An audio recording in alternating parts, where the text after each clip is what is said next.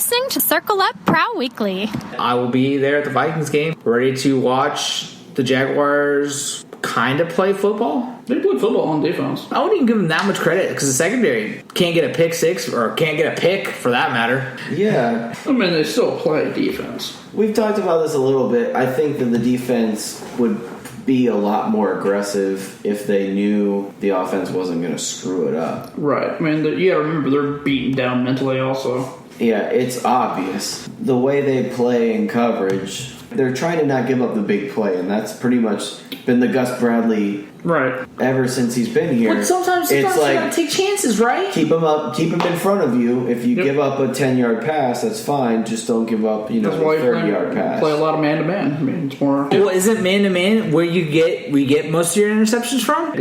No, I feel like zone is where you get a lot more. Is where you trick a quarterback. It wasn't because Rasheed Mathis played super tight coverage we got picks. It's because Rasheed Mathis would be playing in such a way that he would make it look like Ben Roethlisberger would have a wide open wide receiver, or at least he thought he did, because Rasheed would purposely play off a guy and then just jump and make a move on the ball last minute. You can trick people more. With man coverage, you can keep them under control more so they don't make as many big plays on you, but you don't make big plays because there's no imagination. There's no aggression. Yes, there's nothing. I mean, literal nothing. No, I don't say nothing. Yeah, if you call stopping the big play something, I guess it might be. I'd much rather see them take a chance every now and then, and if a big play happens, at least they're taking chances. I feel that way about our offense. I would take last year. Well, heck. High interception rate, but high big play rate. I would take that over what we got right now. And it looks like they took out the big plays. The bag of Blake Bortles. They took the big plays away on offense and defense. Yeah, so they can't afford to give up the big play on defense because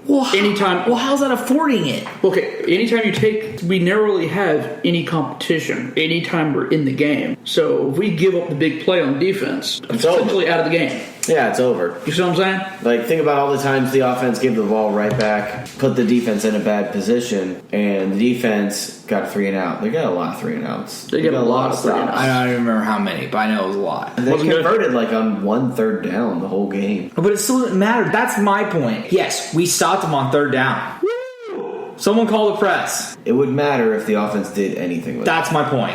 Yes, that's not the defense's fault. Unfortunately, the defense is just not an aggressive defense. It isn't, but we saw, I forget which game Clay and I were watching, I think it might have been Seattle, where one of their secondary members literally pulled the ball out before the wide receiver was even remotely on the ground. That's what you're supposed to do. Pull the ball out. Literally, and then grabbed it. You got to strip that ball.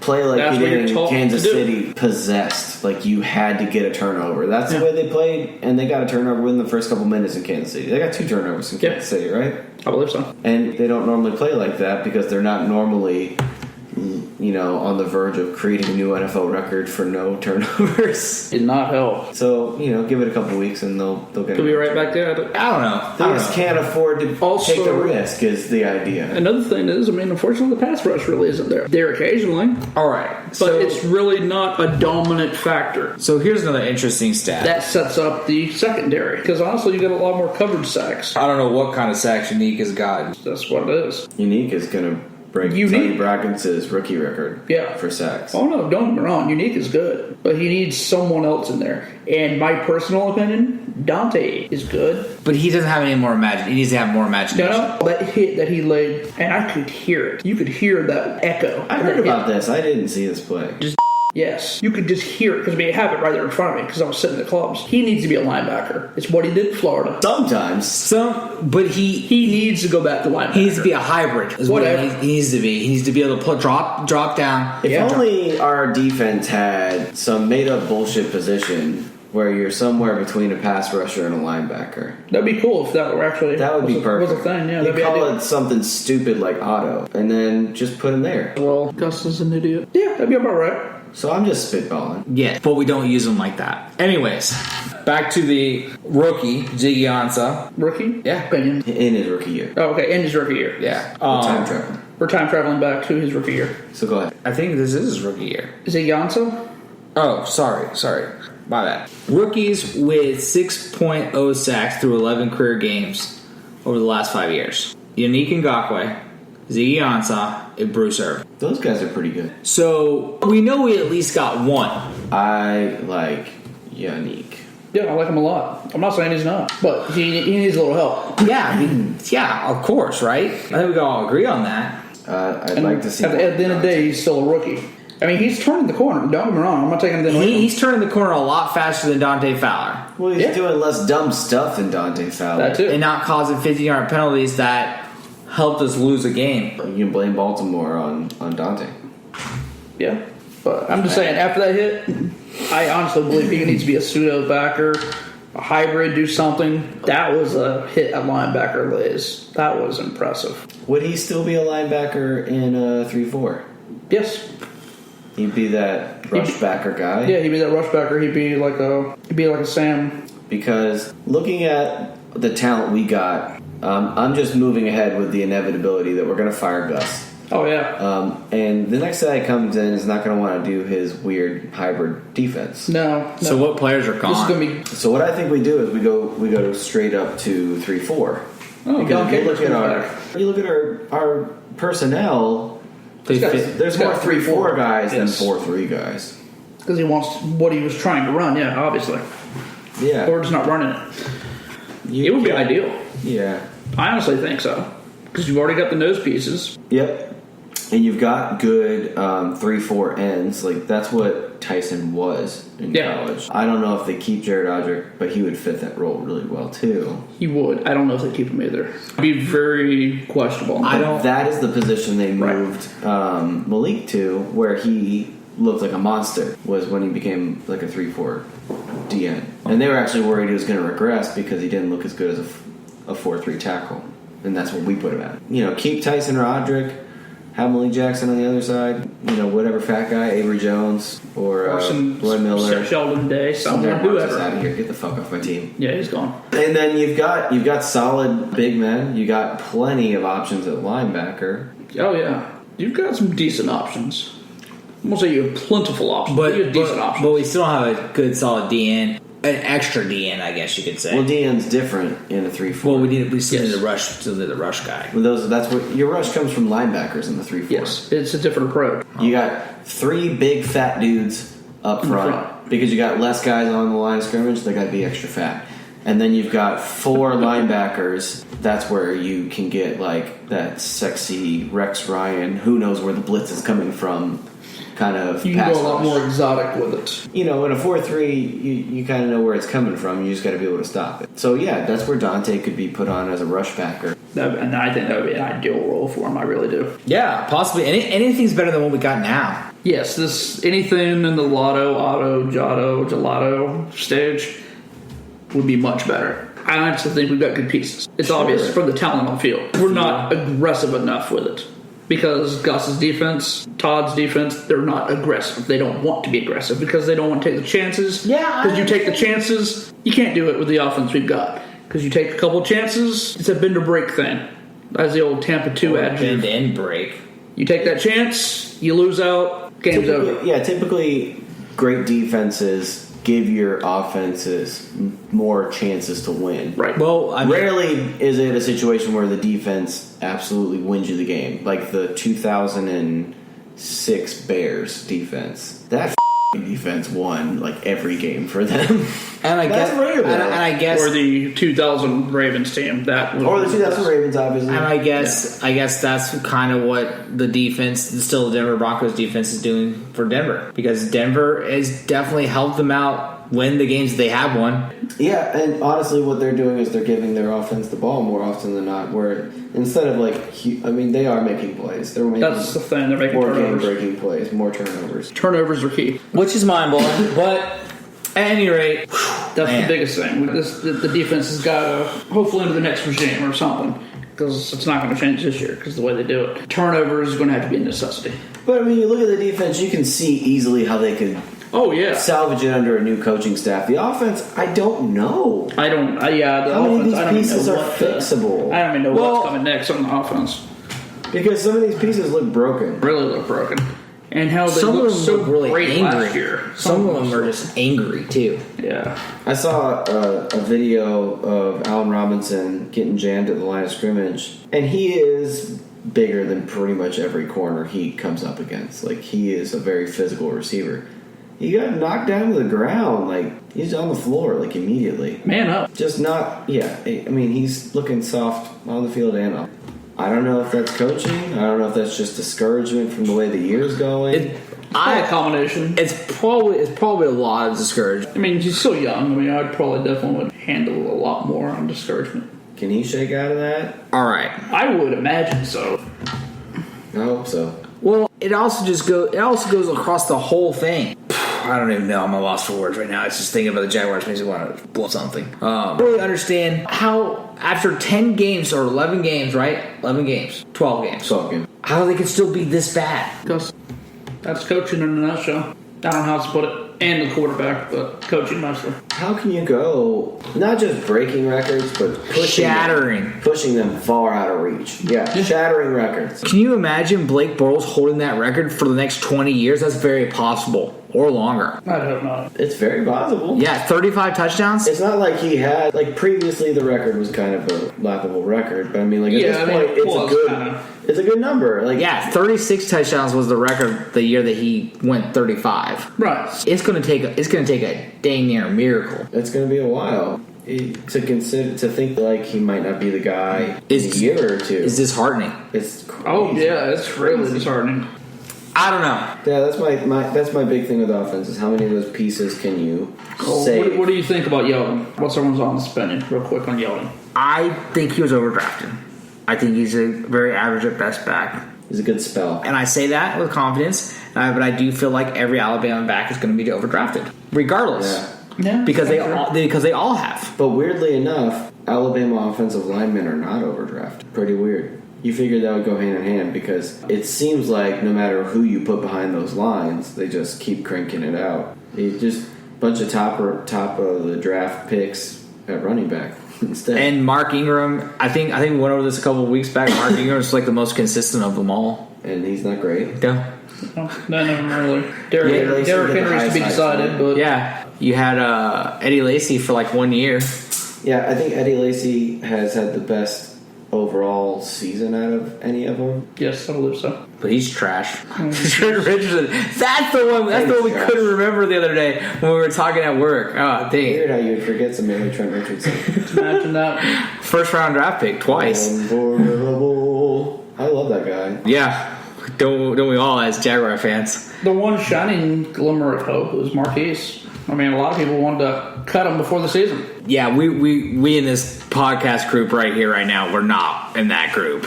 Yeah. We all wanted to keep him at least through this year and trade him. I didn't want to cut him because you didn't know what you had in him. Yeah, of course. You want to see that through. Okay, so let's test your love. Do we resign Marquise Lee? Over Allen Robinson? No, you don't. Because Allen Robinson, as much as I talk so much trash about this guy, he is definitely proven through one season that he can be elite. And he even showed flashes in 2014 before he got put on IR. So it's a little different situation than Blake, where Blake looked pretty bad in 2014. Yeah. Had a breakout year. Looks pretty bad in 2016. So maybe in 2017 he has another breakout year. Maybe that's how it works. One year off, 1 year off. That's how it works for the Giants because they'll have like bad season by Eli. Goes down. Great season by Eli. Bad regular season by Eli. Oh, he turned it on in the postseason. I truly don't know. I would find a way to try to keep both of them. It's not easy, but I would try to find it. It's also not going to happen. Yeah, it's not going to happen because they already paid Hernsey. Because they got only pay two of them.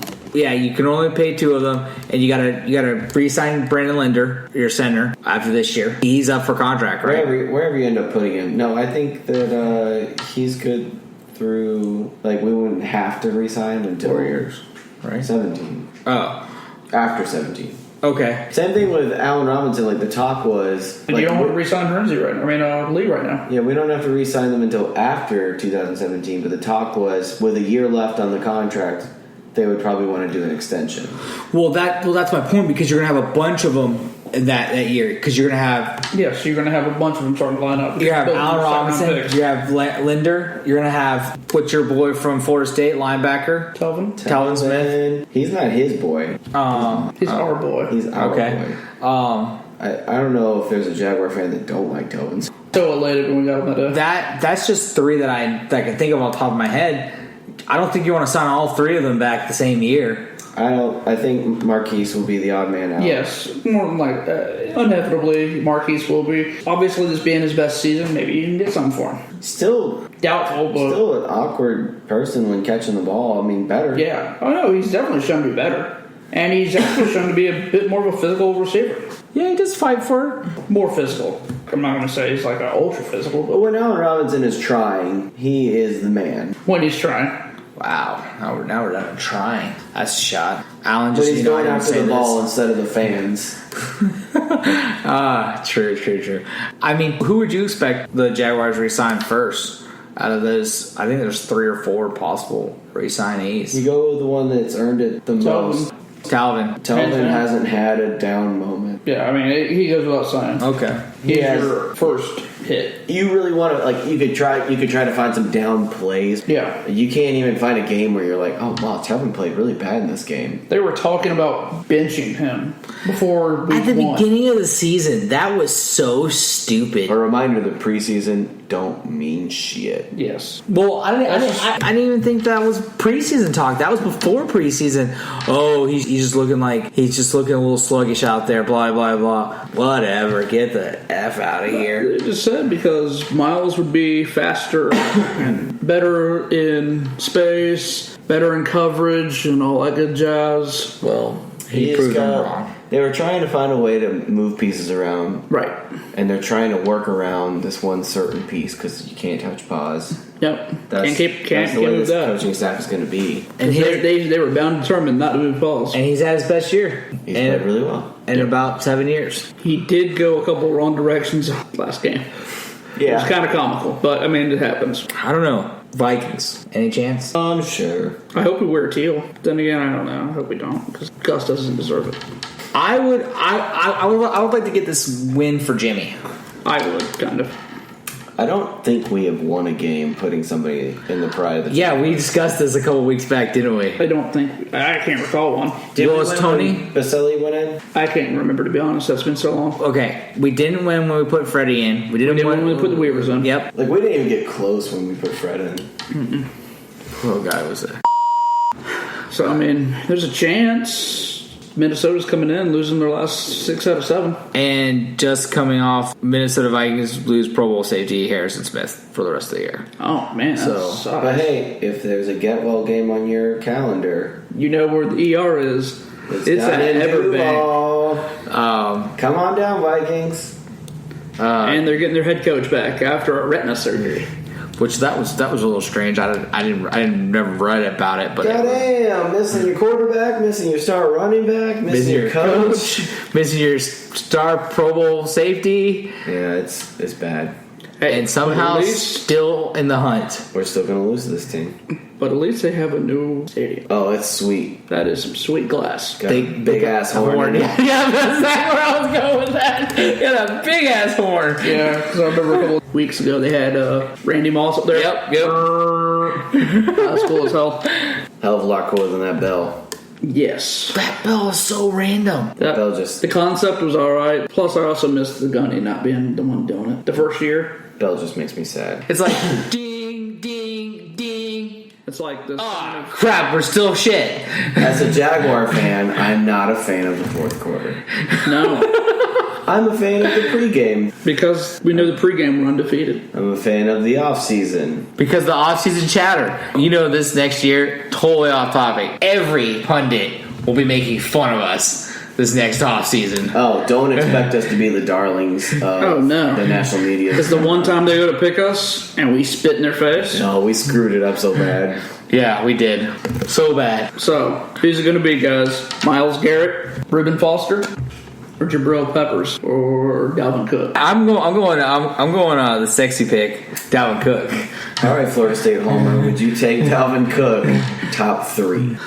Well, That's tough. Well, as so. That's tough. Up, I'm asking the homer. We start with the homer. All right, I got my line. Dude, I love steal my Delvin a lot. I mean, I really do. I don't know if I could do top 3 though. That's scary. I'd be somewhere in that Peppers kind of. Jabril Peppers Kinda makes camp. a lot of sense, but I am in full-on YOLO move, and I'm calling Dalvin Cook because I think. Well, he's special. I mean, he would make a lot of sense Here's for the some- fact he would take a lot of pressure off Blake. Yes, and or that whoever's quarterback. Yeah, whoever at this point. because we have seen it out in Dallas. It's not the Dak show; it is the Elliott show. Which is what we Yeah. kind of knew. Elliott and the supporting cast. That's what it is. And that offensive line. Their offensive line is much better. Yes, but it's still not the highest paid. No, that's the Raiders, Yeah, it's the Raiders. which is very good. Yes, but they paid for their offensive line. Okay. Dallas drafted theirs. Yeah. I think there was like 2 or 3 players that are drafted in the first round on their offensive line. But I'm not saying that we can't go all offensive line after we draft Dalvin Cook. Can we get a quarterback in there somewhere? I forgot about Richardson, Sheldon Richardson. Yeah, let's just cut Derek Marks right now. Wow. That's my hot take of the Wow. night. What's wrong Hey. with Derek Marks? He's playing like balls out. He last pissed in 2 his games. Wheaties. What is Derek Marks Besides doing? that one where he ended the game with his offsides penalty. Friggin' Detroit. Ass. And the next week they tried it again. Forget. No, yeah, they were trying it hard. I forget who went over there. I think it was Deshaun Gibson went over there and gave him a pat on the back for not jumping off sides. That was kind of funny.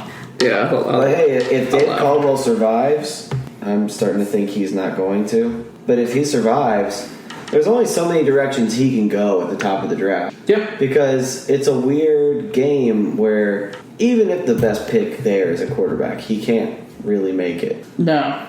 Because then he's admitting to firing himself. basically. So I would. he can't really do a lot of things No. that he's already done. One thing that he hasn't done is gone playmaking skill player in the top of the draft.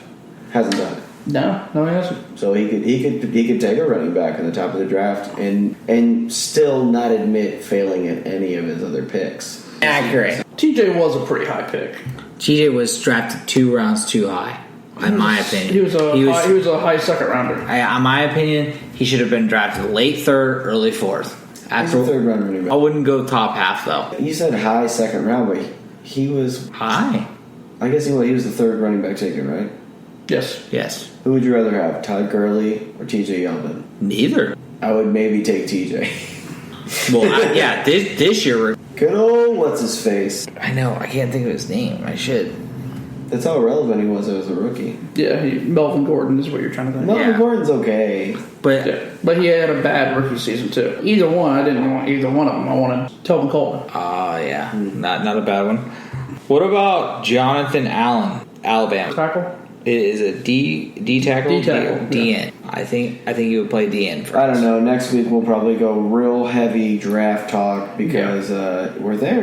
Yeah, we're there. It's about time to get into it then. But Four right weeks now, early. this is for Jimmy. We'll talk more about Jimmy. We'll have a little more his old days, man. Oh shit, guys! We should just watch that '96 game. And I probably will. do you feel like Jimmy? We'll have a bold cast all nothing but watching the game and talking. Do you feel like Jimmy makes it into the Hall? Did Jason ever watch the '96 game? No, I don't think I so. don't think so. Oh, that's what we do. We should watch the game with Jason. Jimmy has the moments like that pass where Oh yeah. Burnell drops it right to him in the corner Yep. to seal the game. That's big time. I heard the biggest reason behind him not getting even looked at right now is because of his battle with drugs. Is that 100% true? I mean, how many other druggies have been in the NFL Hall of Fame? I mean, Lawrence Taylor's A lot of them, yeah. So, Lawrence Taylor's in the Hall, right? Yeah. so I mean that Lawrence Taylor was that should doing be a line on the irrelevant, way in. right? I know that kept him out of the pride of the Jaguars for a long time. But same thing with like Fred, like we were talking at the beginning of the program with Fred. For a plethora of receivers there too. He was an elite wide receiver in the era of Chris Carter and Randy Moss. Yes. So, He was like the third best. in my opinion, he was the second best. Yeah. Third best doesn't get you into the Pro Football Hall of Fame, I guess. Does if you're Fucking Curtis Martin. You had T.O. around. You had a number. Well, you Terrell had, Owens still isn't in the Pride, is he? Or not the Pride? He's not going to be in the Pride. I'll tell you that. I didn't mean to say that, guys. Don't crucify me. The Hall. Yeah, he's not in the Hall. No, similarly has off the field issues. So I don't know. It's a long class. I don't know. Like Torrey Holt. Yeah, Torrey Holt, man. You got a lot of receivers out there. I'm still surprised Marvin Harrison made it in so quick. Yeah. Yeah. Because he had off the field issues. Yeah, he did. That's kind of a BS excuse about the off the field issues. Is my It's point. different when it's like the Pride of the Jaguars. That's a different thing. Oh, I'm talking about totally about the Hall now. Once you're in the Pride, you should go to the Hall. I think That's how the Packers do it, but yeah, I think the Hall doesn't. I mean, it'll take a player for what they are, and if they're on a high level, that you can get in. You guys just admitted to me that Jimmy, who I got to see like the very last year of him being here, was the best at his position. And it's so unreal because you look at the quarterback play he had his whole time there. oh yeah, He had a lot of dicey quarterback play, especially after Brunell had his leg injury. yeah. I mean, from then on, it wasn't the same Mark Brunell. And then you had Byron Leftwich throwing to him. And he still had 1,000-yard seasons. If he didn't retire unceremoniously, he would have by far been already in the Hall of Fame. In my opinion. Well, I always get he- mad at Jimmy because he I think always- about the 2007 team Yep. with Jimmy. Yep. Okay, Ugh. but he was. Instead of Dennis Northcutt missing that pass And Matt from Jones David Garrard. missing that touchdown pass. Yep. But he played in the league for like 9 years, right? He had With enough us. juice to keep going, though. Yeah, But he was plenty fine. But what I'm saying is, though, 9 years, that's plenty good. That's plenty long. Oh, yeah. And we're not talking about longevity Not issues, really but his longevity, numbers no. would have been to a place to where you couldn't deny him, no matter what. That's what we're saying. Oh, gotcha. His numbers would have by far cemented him. His numbers are still remarkable. From Yeah. 96 on, he was a 1,000-yard receiver. Oh yeah, because 95 he was just a punt returner, kick returner for most of the year. Those three Coughlin teams, there were 3 straight losing seasons. 1,000-yard receiver, 1,000-yard receiver, 1,000-yard receiver. Del Rio era, where they became a run-heavy team, and they had Byron Leftwich throwing the ball. 1,000-yard receiver, 1,000-yard receiver, 1,000-yard. Dang. Because he came into action after we got rid of Bat Moon Rising. Yeah, I remember. I don't know. McCardell was a Pro Bowler in '96, but Jimmy wasn't because Jimmy came on kind of late in Yep. '96. But from then on, it was Jimmy. Well, guess this is the end, guys. Thanks for joining us for the Circle Up Prowl Weekly. Until next time, be sure to circle up. Yeah.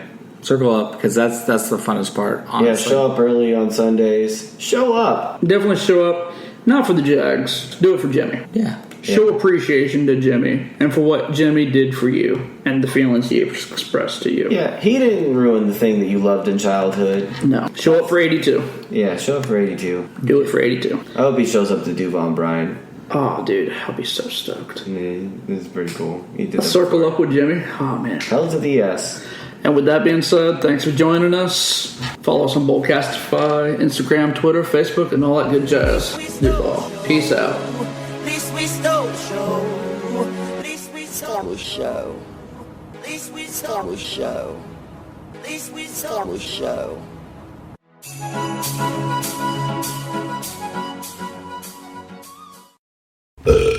You just didn't know.